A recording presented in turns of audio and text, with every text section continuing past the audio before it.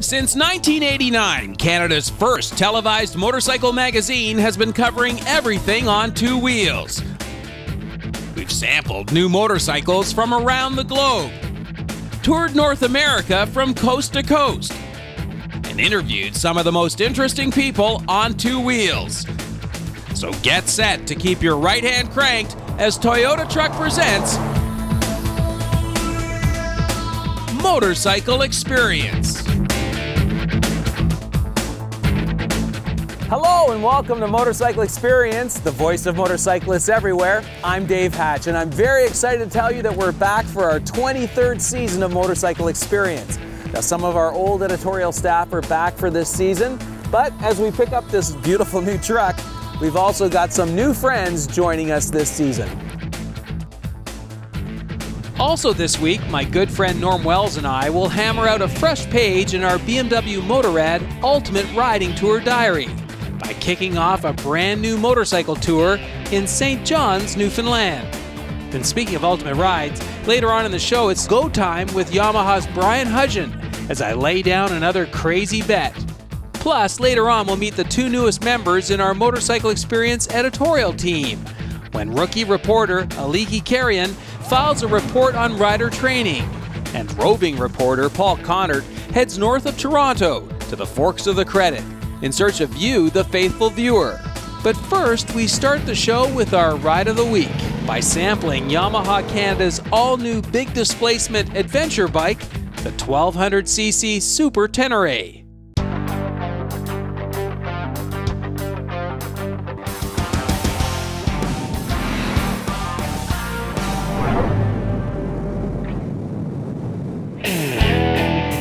For years, we've been all over the adventure category of riding, going back to, well, sometime around our first season in 1989, when Yamaha first brought out a smaller version of this bike here in Canada, the 1989 750cc Tenere. Basically, a big, sturdy, road-going dirt bike with spoked rims, room for luggage, and sit-down, stand-up riding ergonomics. Now fast forward some 20-odd years and meet the brand new Super Tenere with its all-new fly-by-wire 1199cc parallel twin, complete with variable engine mapping, leaving us to wonder, how does the new Super Tenere measure up to the current big bore adventure class leader, the BMW R1200 GS? Well, to answer that question, we press one of Canada's top enduro riders, former national champion Kevin Burnett, into action. And here's what he had to say after a day in the saddle. So Kevin, this morning we rolled this out of the trailer. You got your first look at it. What was your first impression before you even threw a leg over it? I wish it was blue. But I love it. It looked bulky in the front end. Like we were saying earlier, I thought the tank looked absolutely huge, but once you take a good look at it, you see this is the air box here. Most of your fuel's down low, and that's evident when you're driving it because it tips around real easy. Yep. It's not a big bulky thing.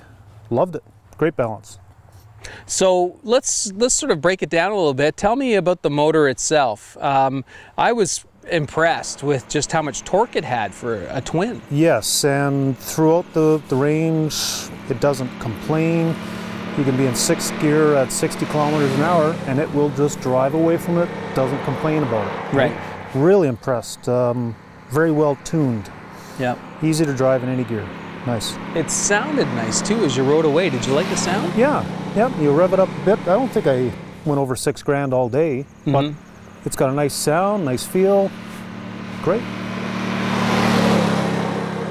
How about the transmission? It's a brand new bike. It has very few miles on it, but what about the transmission? Very smooth. Never missed a gear all day. And even if you forget to drop a gear, it doesn't matter because it's got all kinds of torque. Right. You just pull through that corner in the high gear, whatever. Now, you were asking a lot of questions about the brakes. You seem to be concerned about the ABS, or you wanted to really try it out. What did you think of the brakes and the stopping power of the ABS? Well, my concern is when you take it off of pavement onto some gravel or other loose surfaces, how does it react front and back? You get off into some gravel and you just grab a handful of front brake, a big no-no on most bikes, and it just stopped. No drama, what else can you ask for? Right. Suspension hit every bump. I hit every pothole I could see. Yeah. Sorry about getting dirt on it. Yeah, no worries. But it worked good. Okay. Speaking of working good, you have a few options up with the controls. Yeah. Maybe you could tell us what you discovered here in terms of some of the selections. Well, I was playing with traction control throughout the day. So you've got different levels. Number 1 has the most control. Right. If you want to have the bike slide out a little bit in a corner but not get out of control, there's level 2. Or if you want to just have completely loose bike, is a good way to say it, you can turn it right off, right? And then there was also the modes, right? Yeah, you can change your mapping on the fly. Mapping from touring, T, to sport, you can do on the fly. Right. So you see a bunch of twisty corners come up and you really want to wick it up a bit. Hit sport, and it does make a difference. You can feel it, eh? Yeah. Yeah. There's nothing really delicate down low, which is a consideration when you're doing off-roading. Mm-hmm. You don't want stuff to get torn off on a rock or a little stump or something. There is, I saw an optional skid plate. Right. If you're going to get real aggressive, I'd say throw that on. Yeah. It's good though. So, who would you recommend this bike to? Who's the customer that's going to appreciate a bike like this? Well, road bike guys who want to do some touring, who don't know how to drive on gravel, this computer is doing all the thinking for you. Right.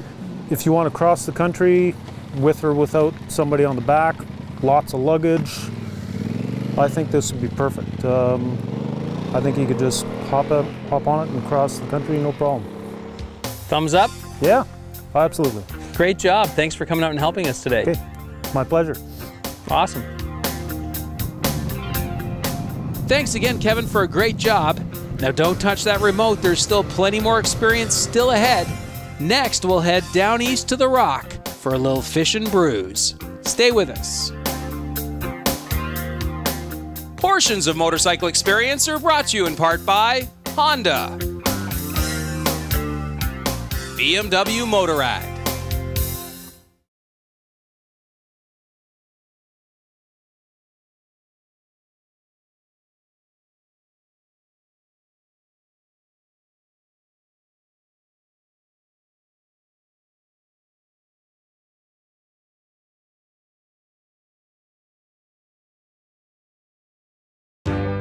Closed captioning of this program is provided by Motovan. Welcome back. It's Toyota. Wow, very nice. Toyota Truck presents The Experience. I'm Dave Hatch. It's time now to kick off a brand new ultimate ride. This season, Norm and I are exploring beautiful, sunny, well, you'll see.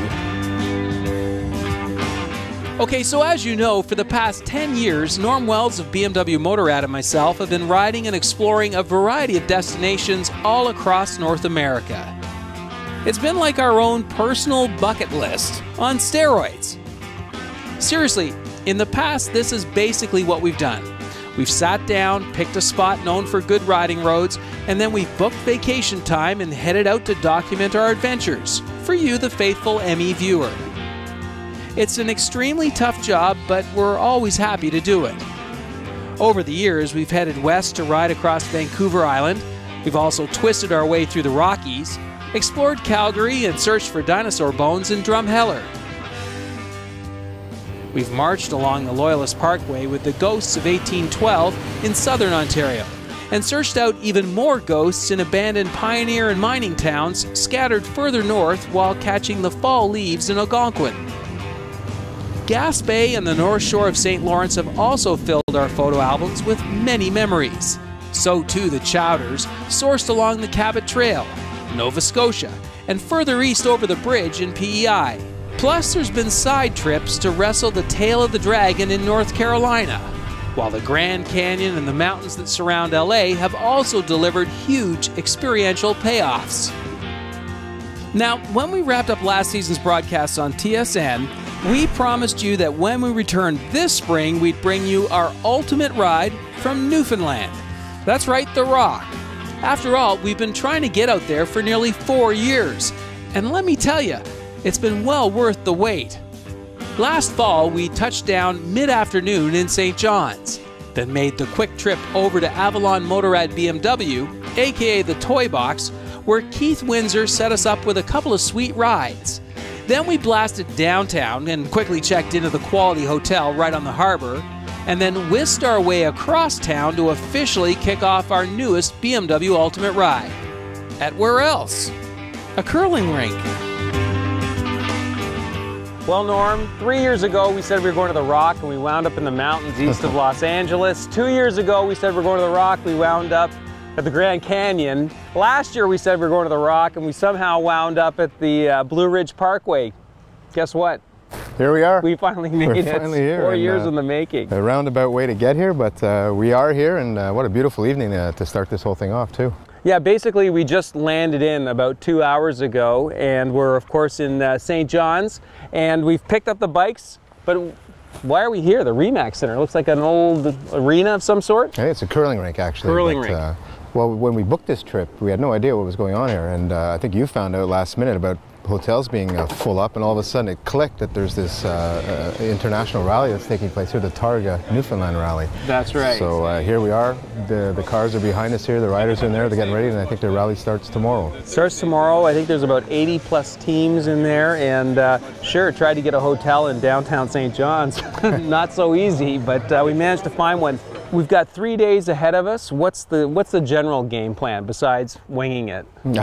Well, tomorrow we're going to start and stay pretty much in the St. John's area. Right. There's a lot of things to see here. There's so much history here. I mean, you know, from the 1400s onwards, St. John's has always been a strategic port. And then there's, you know, Signal Hill, of course, and further south or east is Cape Spear, where, you know, the furthest point east in the North American continent. So right. Lots of interesting things to see and lots of very quaint coves to go visit. So we'll probably spend the morning just kind of going through all of that and see where it takes us in the afternoon, which way we're going to go on the highway. Okay, well, I hear rumor has it that there's lots of things to see in St. John's, and then we're going to start heading west, I assume, right? Yeah, west on Highway 1, heading out towards Bonavista. I think will be day 2. That's what we'll try and get to on the peninsula of Bonavista.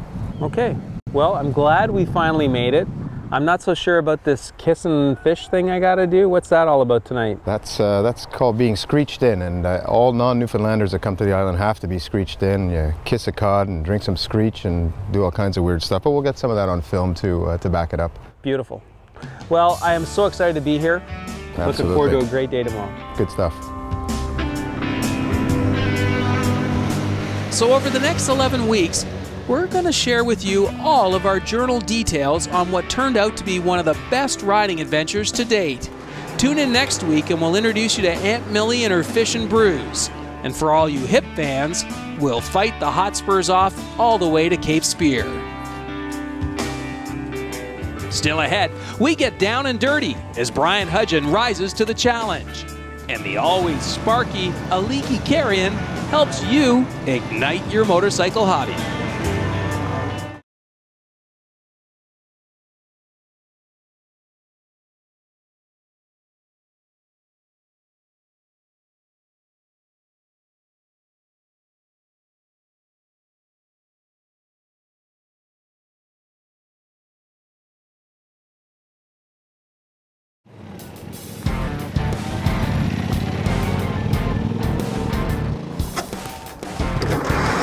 Welcome back as Toyota Truck presents The Experience. I'm Dave Hatch, and it's time now to kick off a new segment we're calling The Learning Curve. They're designed to get you, the viewers, who currently don't ride a motorcycle, off the couch and onto two wheels. In this segment, Aliki dropped in on one of the most direct routes we know to getting your motorcycle license, a traditional Ministry of Transport approved rider training course. While attending the Learning Curve school in Toronto, Aliki discovered all you need is about $400, 18 hours of free time, your M1 permit, and some good riding gear to get licensed for a lifetime of fun on two wheels. I took this course 13 years ago. Has anything changed since then? Well, I've been teaching the course up in Pembroke and Petawawa for the last 3 years. I took the course myself in 1993 in Thunder Bay, and that was Gear Up, and that was done through Confederation College. So the difference I experienced myself back then was that it was a lot more technically oriented, and now with Learning Curves and Don's crew, it's a lot more experiential. So we're letting the students learn on their own a little bit more instead of doing the drill. So I think that might be the biggest change that you would have noticed. So Veli, is it still a 2-day, 1-night course? Yes, we have a Friday night, well, in Petawawa. I think here they do it on Thursday to give people a chance to buy equipment if they need it. But it is one evening of theory, and we go over road rules, hazards, risk factors, human factors. And then on Saturday and Sunday, it's the full riding time. So Saturday, we teach people how to move bikes around without power, how they become the motor or engine and push each other around a little bit. We go through learning how to start the bike, how to move the bike around, shifting gears, get into learning how to go through corners properly, speed control. Sunday we get into curves on command where we're actually avoiding obstacles, emergency braking, threshold braking, stopping in a curve, and as well as just obstacle avoidance, so passing around an obstacle and getting back on track. Okay. In the afternoon we do the actual evaluation. We don't use the test word anymore, but we do the evaluation on Sunday afternoon. So would you say the course is geared towards somebody who's never thrown a leg over a motorcycle before? Well, the curriculum's really well designed because it doesn't matter what level you're at. If you're a very inexperienced rider or a bike virgin, as I say, it's set up so that, you know, it is steps. It's baby steps that you can go through for everybody. And even if you're an experienced rider, there's like slow is hard. Right? I say it every time. Those are individuals who really have to work through that, and the experienced riders really get a big benefit out of that as well. So it is geared for everybody. It doesn't matter who you are. If you've never been on a bike before, it's still made for you. I've had a few women this year who said, you know, this is the most empowering thing that I've gone through, and really, thank you very much. It's like, no, thank you for coming and doing it, because those are the people that make it all worthwhile. That's wonderful. Thank you very much. Great job, Aliki. Now, you may recall that a couple of years ago, Motorcycle Experience toured the north shore of the St. Lawrence, from Kingston to Quebec City, and visited more than a few forts and historic 1812 battlefield sites along the way. So, in honor of the upcoming War of 1812 bicentennial this summer, we've put together a brand new Riders Club contest. The 1812 Riders Club contest, to be exact. All you have to do is visit the motorcycleexperience.ca website and join our email Riders Club. If you're already a Motorcycle Experience Riders Club member, then just reconfirm your email address. And that's it. You've entered. On June 3rd, just days before the 200th anniversary of the start of the war, we'll pick our winner. This year's prize is an exclusive MV Augusta prize pack, including a limited edition hardcover book and helmet. Good luck, everyone.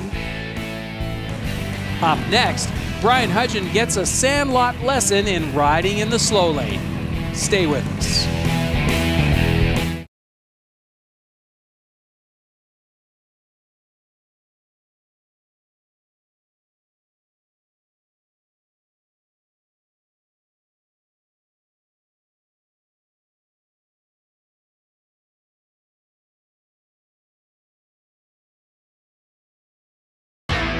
Portions of Motorcycle Experience are brought to you in part by Honda, BMW Motorrad. Welcome back as Toyota Truck presents The Experience. I'm Dave Hatch, and now you may recall that 2 summers ago, I made a bet with my buddy Brian Hudgen that he couldn't ride his Yamaha BWS 125 scooter all the way from Montreal to Toronto, armed with only a tent and a $25 gas card. Then last year, when Brian got up in my grill about the Scooter Challenge victory, I then challenged him to ride from Baie-Comeau, Quebec to Goose Bay, Labrador, over 1,300 kilometers of gravel, trees, and porcupine, again with nothing but a tent and a gas card.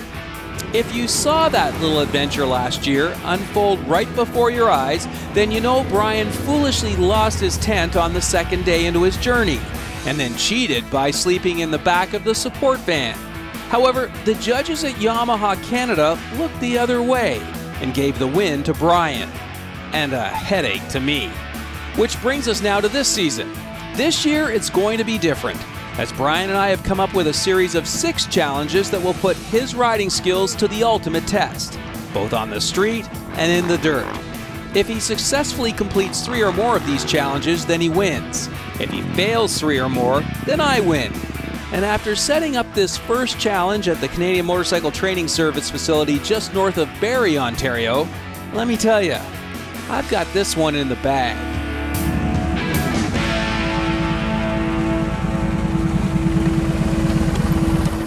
Hello, Hudgen. Hello, Hatch. Good to see you here. I'm glad you brought the cruiser. Yeah, I brought it, and I see you scrubbed the Yamaha off your forehead. Yeah, well, that was last year's challenge. This year, we've come up with something completely new. 6 completely different, separate challenges. Are you up for it? Of course I'm up for it. Okay, well, the reason I asked you to bring the cruiser today is, what's one of the most difficult skills for a cruiser rider to overcome? I think a lot of them have problems with slow speed maneuverability. Right you are, Brian. So today, your first challenge in our 6 challenge special is to ride this cruiser from this cone to that cone in over 30 seconds. I guess this means I can't put my feet down. I have to stay between the cones too. No dabbing, no cones, and you've got to get there in more than 30 seconds. Get there any earlier and you've blown the challenge. All right, let's see what we can do. Okay, when you're ready, sir.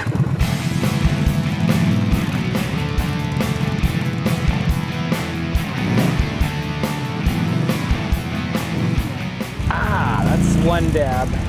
You're gonna have to do better. Another pylon.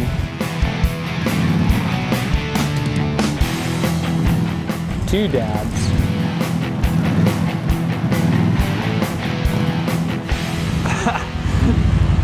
Jeepers. Well, Brian, I've got some good news and I've got some bad news. The good news is you got there in 34 seconds, so you would have won the challenge. The bad news is 3 cones down, and I think I counted 4 dabs. This is a lot harder than I thought it was going to be. Well, we've got some help for you. We're going to bring in an expert to teach you how to do it right. Cue Clinton Smout, the man who has taught over 40,000 people how to ride. Tune in next week as I give Brian a second chance. And you'll also see the invaluable tips Clinton has on tap to help Brian tackle pretty much everyone's worst nightmare: riding a cruiser at a snail's pace in deep, soft sand. Well, that's it for this week's program, folks. We leave you now with a feature from our new roving reporter, Paul Connert. This week he's up at a place called Sam's, and he's found a nice little Honda. So until next week, keep your feet on the pegs and your right hand cranked. Bye for now. Dave, I've got a time machine here. We're here with Sam Longo at Sam's. Sam, tell us about this motorcycle. Well, it's a 1965 CB160. Slightly modified. It's got Barani rims and polished a little beyond what it would have been when it came out of the factory by Honda. I built it about 23 years ago out of 17 boxes of nuts, bolts, and parts. And just recently, then I sold it, and I just recently bought it back last summer, actually. And you were happy to get it back? I was very happy to get it back. The gentleman that I sold it to took very good care of it. It spent about half those 19 years on the road and about the other half in his living room. So, well, that's quite a piece. And how does it ride? It's you know what? It's a beautiful little bike. When I built it, it was a lot of the internal parts of the engine were new old stock. So when it went together, it was. It just runs beautifully. I mean, it's a lovely bike to ride as long as you're not in a hurry. Well, it is a beautiful, timely piece. Thanks for bringing it out this morning, Sam. My pleasure. Thanks very much. Thanks.